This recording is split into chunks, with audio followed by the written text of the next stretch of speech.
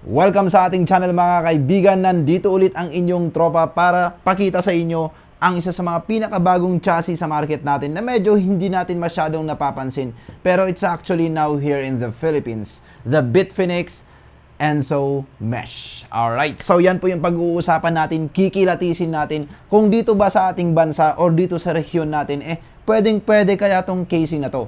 With all of the chassis na lumabas lately, maraming ganito yung design, may mga cool yung effects, cool yung aesthetics, but sometimes performance is always compromised, especially that nandito tayo sa isang tropical country na medyo mainit at hindi ganun kaganda yung ventilation or ambient temp natin compared with other countries. So yun ang pag-uusapan natin, kikilatisin natin, aalamin natin kung itong BITFENIX ENSO Mesh can compete, can be the best choice, or can be one of the choices that we can have, especially for white theme build na meron tayo ngayon dito, which is built with some white components as well. And to complement the BITFENIX straight build, I also availed the BITFENIX LED strip and also the power supply from same brand. So yun po yung pag-uusapan natin mga kaibigan. Gagawin ko lang po itong mabilisan para hindi po kayo antukin at para mas madali nyo pong malaman kung ano talaga ang pinakamagandang casing na pwede nating makuha in as soon as possible. Alright, so mga kaibigan, that's it. Sit back and relax. Okay ba yung intro ko?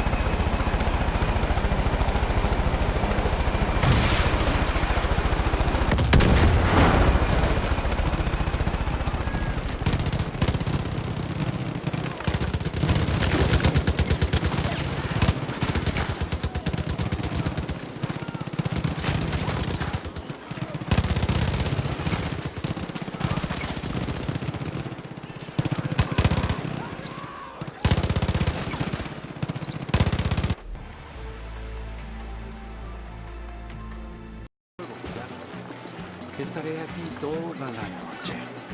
¡Hey! ¡Cuidado, niños!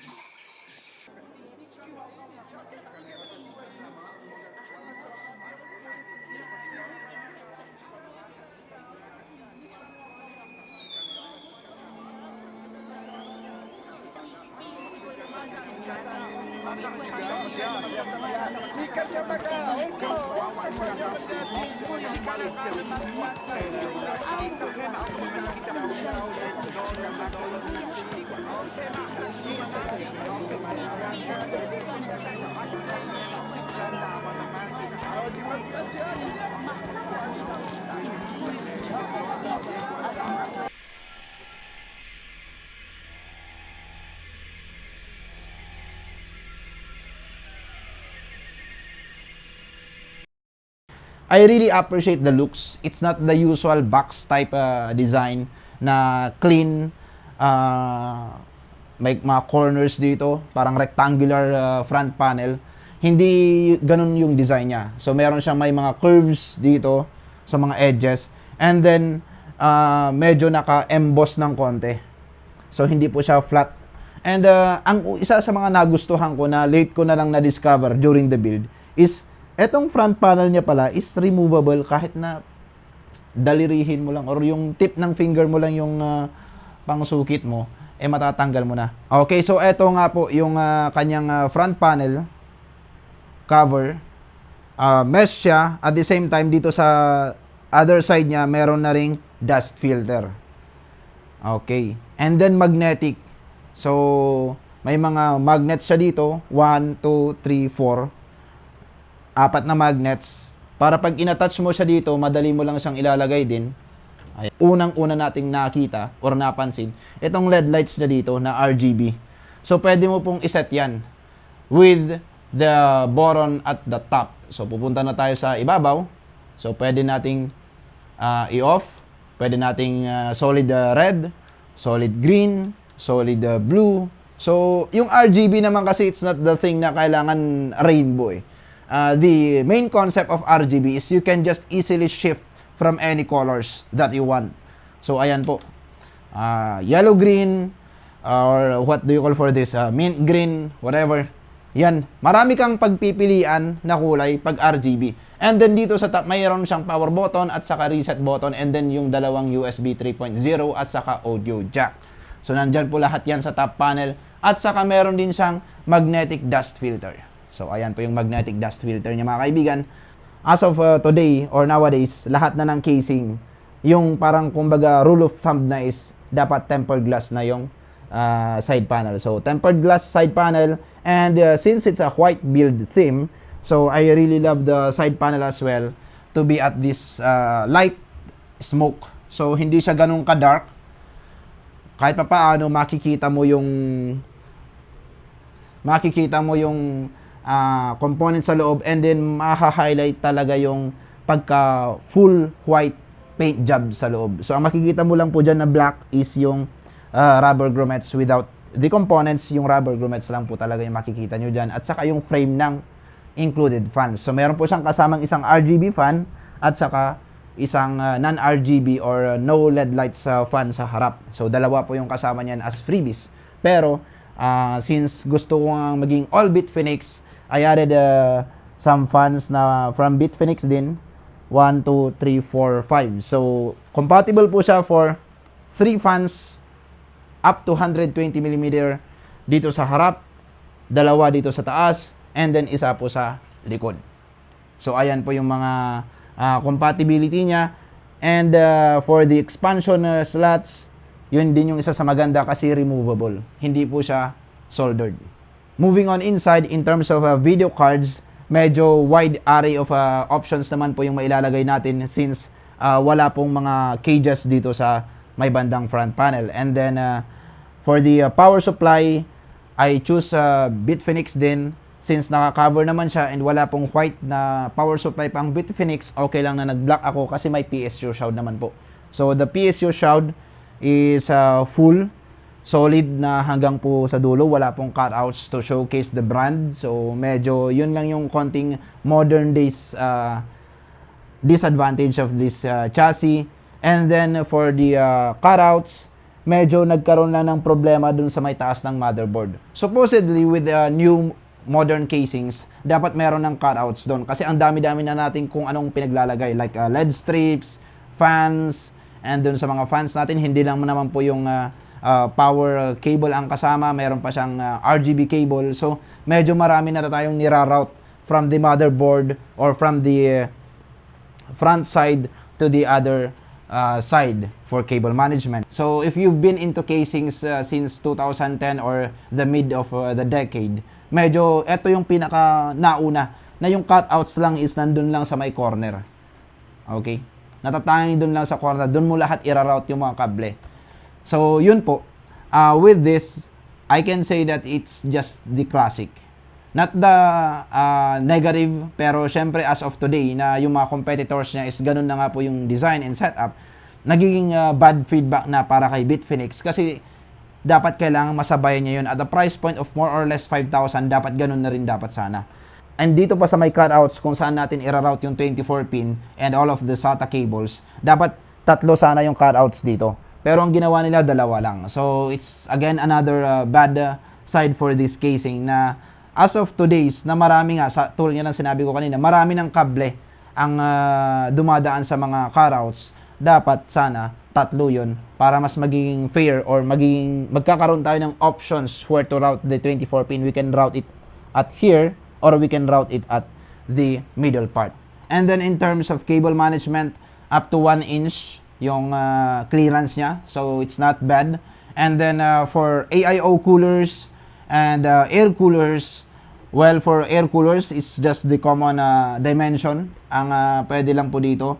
So still not bad. Pero for AIO coolers, dito po nagkakaroon ng konting problema. Kasi I'm expecting that this case can load 240mm with the clearance at the top.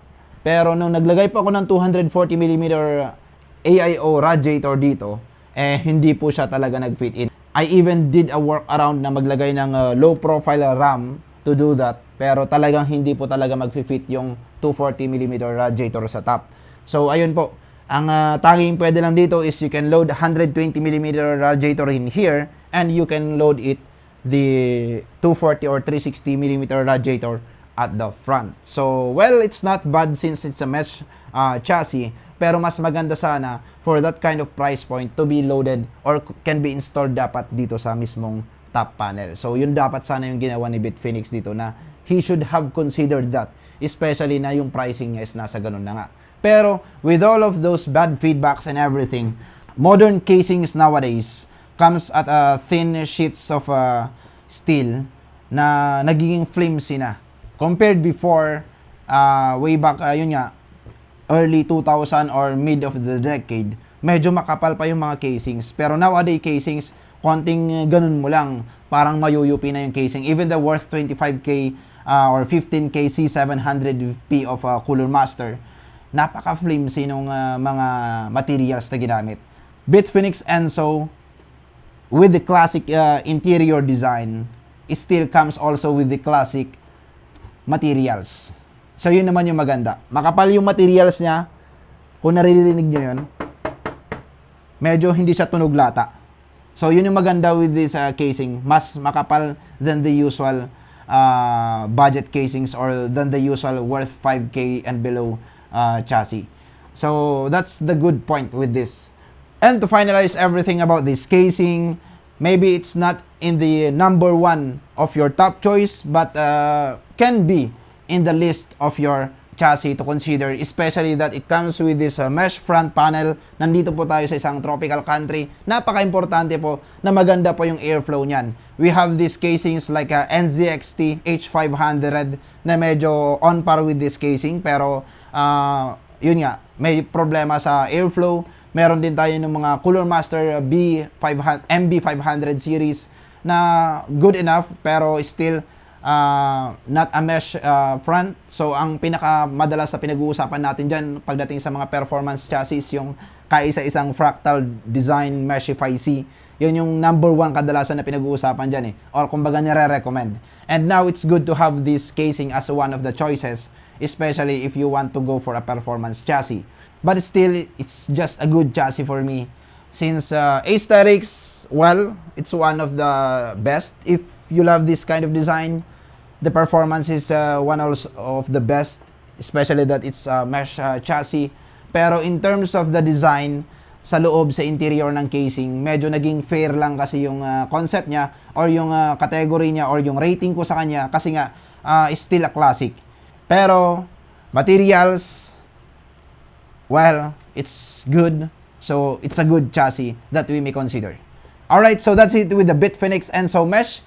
Hopefully nagustuhan nyo po yung review natin about this chassis. Hopefully nadagdagan ko ulit yung mga pagpipilian nyo or pwede nyo i-consider dahil parating na rin yung mga Ryzen na bago this maybe mid of this year. So yun po, aabangan ko po yung mga feedbacks nyo. Mag-comment lang po kayo kung anong gusto nyong i-comment. And for the next video, we will be going for the Inwin 103 chassis. Bagong casing din from Inwin na white din. So ayun po, may ko-compare na natin tong dalawang chassis when we will do the Inwin 103 new casing. And yes, budget casing dahil nasa worth 4K or more or less lang po ang kanyang pricing. Okay, so that's it mga kaibigan. Feel free to subscribe para sa mas marami pang updates and para sa mga bago pang products na aabangan natin in the next few days or weeks or months.